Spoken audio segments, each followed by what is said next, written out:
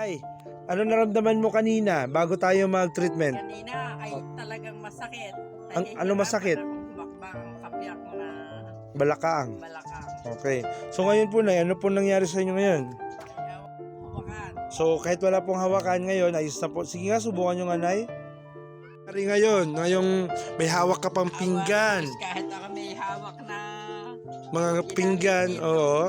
nakakababa na ako. Wow, so ang galing. Nakakakyat po kayo, Nay. Akyat kayo ngayon. Ha? Akyat naman kayo.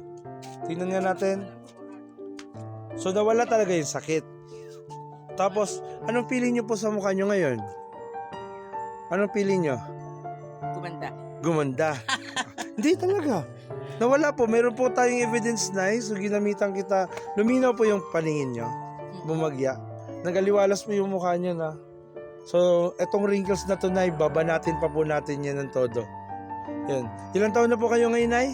Sa September may 1 Diyos 84. 84. So, edad pa po nyo ngayon? 83. 83. So, binawasan pa po natin ng 10. Ilan na lang pong edad? 73. So, yung edad mo po ngayon yan, Nay, 73 na po yan. Oh, mukha bang 83 si Nanay, mga katusok, di ba? Hindi. So, kanina po may picture tayo na tinusukan natin si Nanay. Makikita po natin ang kabuuang product nito. Yan. Si Nanay po ay mami ni Tita Winnie dito po sa Calapan, Mindoro. Ayan. Nauhad Oriental, Mindoro. Ayan. Salamat po, Nay.